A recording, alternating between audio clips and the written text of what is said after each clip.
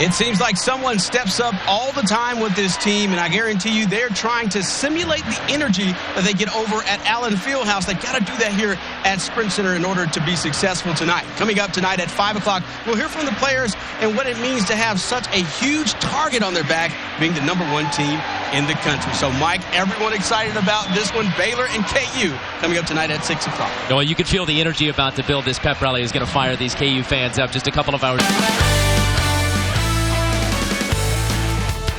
Well, good evening to you. If Kansas ever had a lucky number this year, it's 12, as in a dozen straight Big 12 titles and 12 straight wins coming into the semifinal round with Baylor.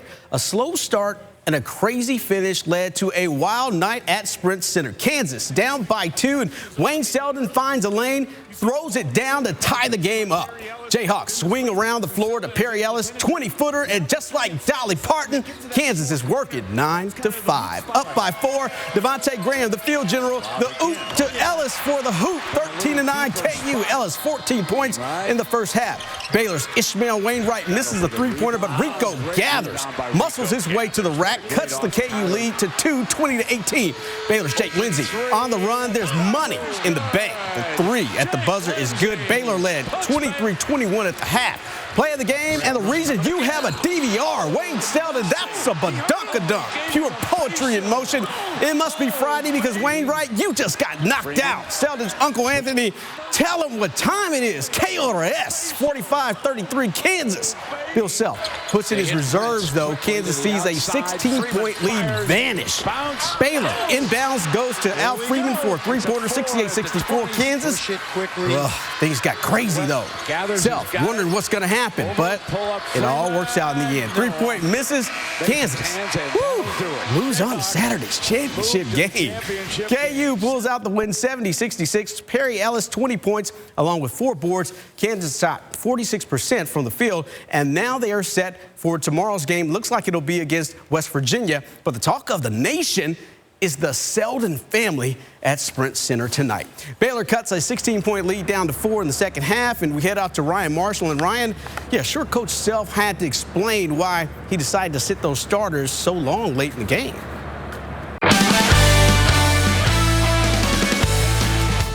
Well, good evening to you. It is time to punch a ticket to the big dance. The Jayhawks chasing their 14th consecutive victory and 7th conference tournament title in the past 11 years. Championship Saturday against West Virginia. Mountaineers got off to a quick start. Devin Williams scores the first 4 points of the game with a baseline jumper, and again with a little drop in.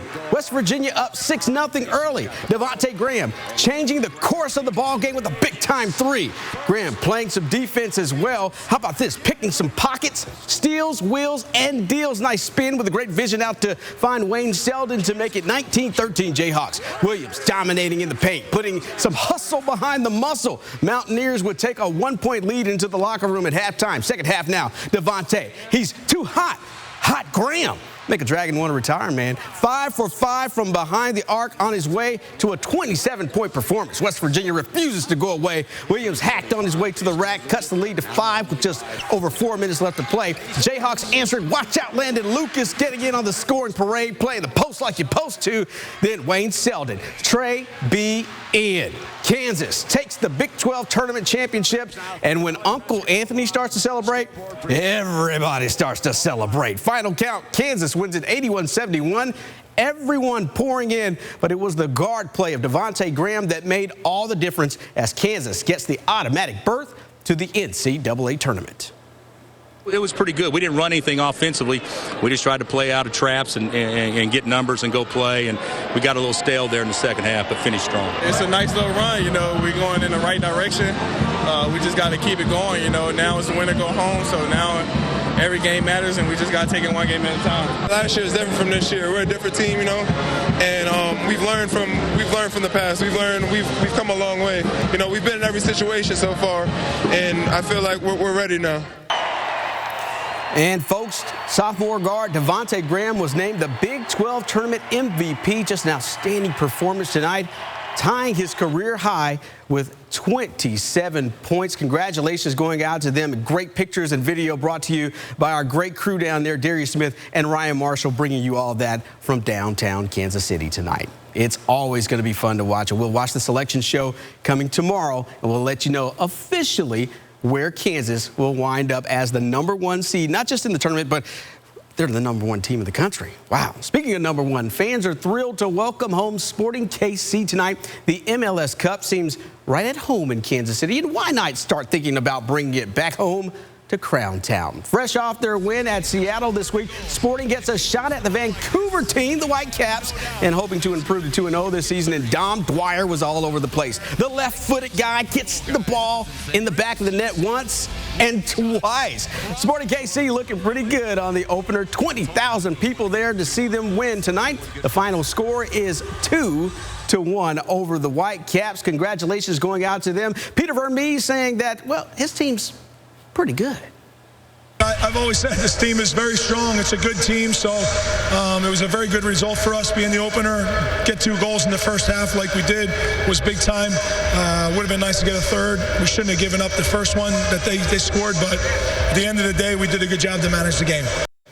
Oh, we're talking about champions and crowns, right? And you know what the best thing about spring training is? No pressure. The games don't really count, right? Ned Yost knows exactly what he wants to do. He's got this, I don't know, this reputation, if you will, for being innovative, trying things differently.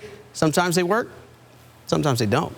Royals taking on the Diamondbacks, and all you need to see is the very first inning. Bottom of the frame, Chris Metlin getting janked around by Gene Segura. Base hit to center, but Lorenzo Cain laying back a little bit, and Segura's off to second base, a double to start the game. And then there's more action from the Diamondbacks. Phil Gosler smokes one to left field. Segura comes around to score. Diamondbacks take a early 1-0 lead. Then it's Mr. Macho David Peralta. 2-run blast to the gap. That's all it would take. The Royals settled down in the first, but the Diamondbacks flexing their muscles today, 3-0 with a win over the Royals. Well, today in Columbia, the Barstow Knights and Father Tolton Trailblazers faced off in the Class 3A state basketball finals.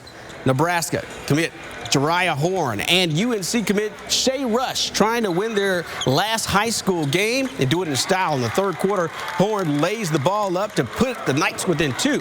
Later, it's going to be John Tay Porter for the Trailblazers. He hits the 3 to give the team a 42-37 lead. Seconds before the end of the quarter, the Knights get a steal and score, putting the game within 5. Fourth quarter now.